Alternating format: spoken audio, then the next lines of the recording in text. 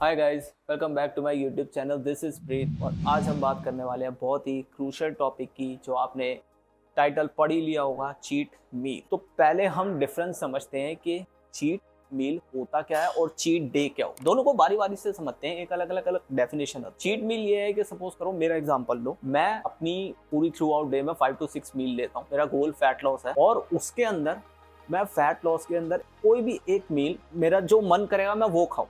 Doesn't matter, मैं pizza खाऊं, burger खाऊं, मैं जो मर्जी मेरा मन करेगा मैं पिज्जा खाऊं या मैं पूरा पिज्जा खाऊंगा जैसे मर्जी, उसे कहते हैं चीट मील।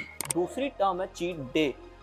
चीट डे क्या होता है कि आप पूरी जितनी भी आपकी मील है उसके अंदर जो आपका मन कर रहा है आप वही खाए जा रहे हो, वही खा रहे हो जो आपका मन कर रहा है। ठीक है, वो हो गया चीट डे।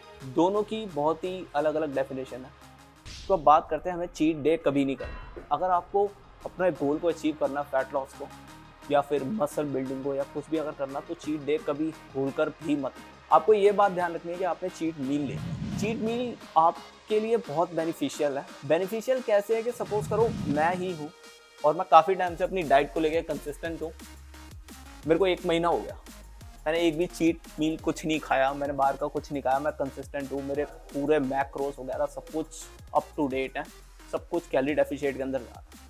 पर सडनली मेरे साथ क्या होता है कि मैंने एक भी चीट मील तो खाया नहीं, मेरे जो लेप्टिन लेवल का एक हार्मोन है जो हाई रहता है, ठीक है, पर वो अगर आप कोई चीट मील नहीं ले रहे हो वो डिक्रीज हो जाता है। तो आपको ये बात को ध्यान में रखना है कि अगर आप कोई चीट मील लेते हो, ठीक है, मैं अगर कोई चीट मील ले रहा हूँ, ठीक है, बाद में 1 महीने बाद मील ली है, ठीक है, कोई डे नहीं मनाया मैंने मील ली है, मेरा मेटाबॉलिज्म भी पहले स्लो था क्योंकि मैं सेम टाइम का मतलब जो अपना जो न्यूट्रिशन है वो फॉलो कर रहा था। मेरे लेप्टिन लेवल भी गिर गए थे, जिसकी वजह से जो मेरे रिजल्ट थे वो बहुत ज़्यादा स्लो हो गए। मेरे को जो अचीव करना चाहिए था, मैं वहाँ तक जो मैंने सोचा था वो अचीव हो ही नहीं पाया, वो रह गया। वो इस वजह से रह गया, रीज़न ये है कि मैंने अपनी कोई भी चीट मील करी नहीं। अब मैंने चीट मील खाई, मेरी टंग को बड़ा अच्छा लगा, मैंने उसे खाया, मैं बड़ा खुश हुआ उसे खा के।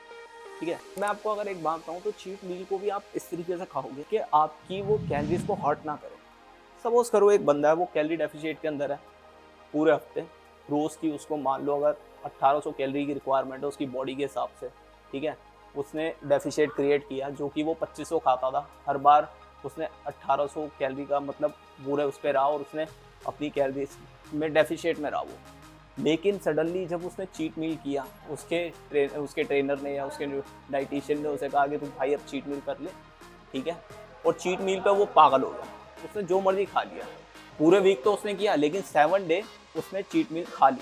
तो उसके साथ होगा क्या, उसका जो गोल है वो अचीव हो ही नहीं पाएगा। वो अचीव इसलिए नहीं हो पाएगा जो पीछे उसने डेफिशिएट किया था, ठीक है, यहाँ उसने डेफिशिएट क्रिएट किया, लेकिन जब 7th डे आया उसने चीट मील करी तो उसके अंदर वो पूरा बैलेंस आउट हो गया। उसने वहां पे इतनी कैलोरीज ले ली, हो सकता है ज़्यादा ही कैलोरीज ले ली कि वो पूरा का पूरा बैलेंस हो गया, तो गोल कहाँ से अचीव होगा। ठीक है, तो आपको ये ध्यान रखना है कि आपको उसका टेस्ट लेना, थोड़ा सा खाना है, ठीक है, और उतना खाना है कि वो आपकी कैलोरीज को हर्ट ना करे।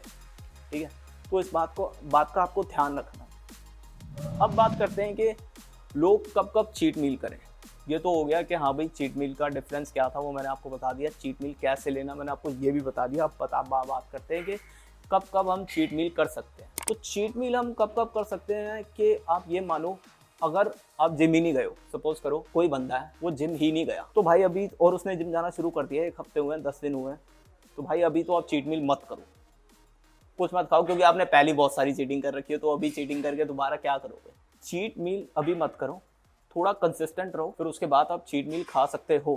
तो आपको इस बात का ध्यान रखना है कि जब आप चीट मील करोगे तो आप एक तो अपनी कैलोरी के अंदर रहोगे, अपनी कैलोरीज को हर्ट नहीं करोगे। सिर्फ मैं उनकी बात कर रहा हूँ जो अभी जिम जाना जिन्होंने शुरू किया, ठीक है, और जो अपने गोल की तरफ, अब बात करते हैं उन बंदों के लिए जो अपने गोल की तरफ आगे बढ़ चुके हैं, थोड़ा सा कंसिस्टेंट थे पिछले 1-2 महीने, 1 महीने से वो कंसिस्टेंट थे, तो आप 15 महीने में एक बार खा सकते हो, कोई दिक्कत। अब थोड़ा सा और आगे चलते हैं, सपोज करो आपको 2-3 महीने हो गए जिम जाते हुए, तो आप दोबारा खा सकते हो, कोई दिक्कत नहीं है। 15 दिन में एक बार कर सकते हो चीट मील, ठीक है, महीने में 2 बार कर सकते हो, उसके अलावा आपको करने की ज़रूरत नहीं है। अगर आपकी बॉडी प्रॉपर शेप में है तो आप हफ्ते में 1 बार खा सकते हो चीट मील। आपकी टंग हैप्पी है, आपकी बॉडी हैप्पी नहीं है अगर आप बार बार चीट मील करोगे। तो इस बात का ध्यान रखना, क्योंकि आपकी टंग को वो टेस्ट लाना बड़ा ज़रूरी होता है। ये बात हो गई ख़त्म कि चीट मील क्या था।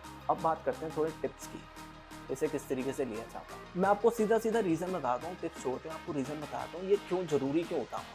पहली बात, जिस दिन आप अपना चीट मील लोगे, ठीक है, मैंने यही एक्सपीरियंस किया कि अगर मैं अपना चीट मील लेता हूँ, ठीक है, रात को चीट मील लेता हूँ और मैं अगले दिन आके एक्सरसाइज करता हूँ, एक तो मेरे को पंप अच्छा आता है, मेरा माइंड हैप्पी रहता है और मेरा जो बॉडी का जो पंप है वो अच्छा रहता है, मेरा वर्कआउट जो है वो अच्छा आता है, बिकॉज जो लेप्टिन लेवल है वो इंक्रीज हो गए, ठीक है, मेटाबॉलिज्म उससे फास्ट हो गया, ठीक है। आपको ये बातें ध्यान रखनी है कि एक तो मेटाबॉलिज्म आपका फास्ट हो गया, ये पहला रीज़न।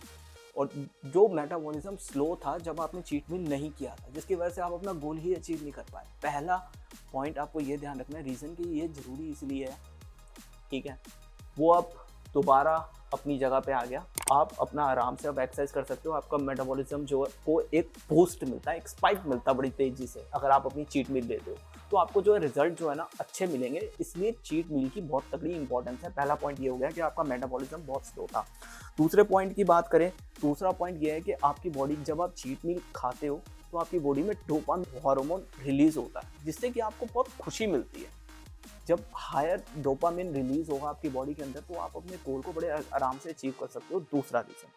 तीसरा रीज़न कि आपको ये ध्यान रखना है कि पहले एक तो आप कंसिस्टेंट रहोगे अपने काम के अंदर, फिर उसके बाद आपको इसको अपने एज अ रिवॉर्ड देना अपने आप को, कि एज अ प्राइज कि मैंने इतने टाइम तक ये चीज़ करी है तो अब मैं इसे अपने आराम से खा सकता हूँ। तीसरा पॉइंट एज अ रिवॉर्ड दोगे, ठीक है। चौथा पॉइंट, आप कंसिस्टेंट रहोगे, आपका मन करेगा पूरी डाइट के अंदर कि मैं कहीं भी चीट मील कर लूँ। अगर आपने करी हरकत कहीं भी करी तो आपको ये ध्यान रखना कि आप अपने गोल को अचीव नहीं कर पाओगे। तो इन पैरामीटर्स को ध्यान रखना, ठीक है। मैं दोबारा समराइज कर देता हूँ कि क्यों ज़रूरी क्यों है। फर्स्ट, मेटाबॉलिज्म आपका स्लो हो जाता है, उसके लिए बहुत ज़्यादा ज़रूरी है उसको दोबारा फास्ट करने के लिए। सेकंड, डोपामिन रिलीज होता है आपकी बॉडी के अंदर, जिससे आपको बड़ी हैप्पीनेस मिलती है। और तीसरा, जब आप एक्सरसाइज करने जाते हो तो आपको एक अच्छा बूस्ट मिलता है, अच्छा पंप मिलता है। चौथी बात, कंसिस्टेंसी। बिल्कुल ध्यान रखना, अपने गोल के हिसाब से ही अपनी चीट मील को एडजस्ट करना, प्रॉपर न्यूट्रिशन लेना, तभी इस चीट मील का फायदा मिलेगा, वरना नहीं मिलेगा। थैंक यू गाइस, मिलते हैं अगली वीडियो में। Do not forget to press the bell icon and subscribe to my YouTube channel. Bye bye, till then, now piece.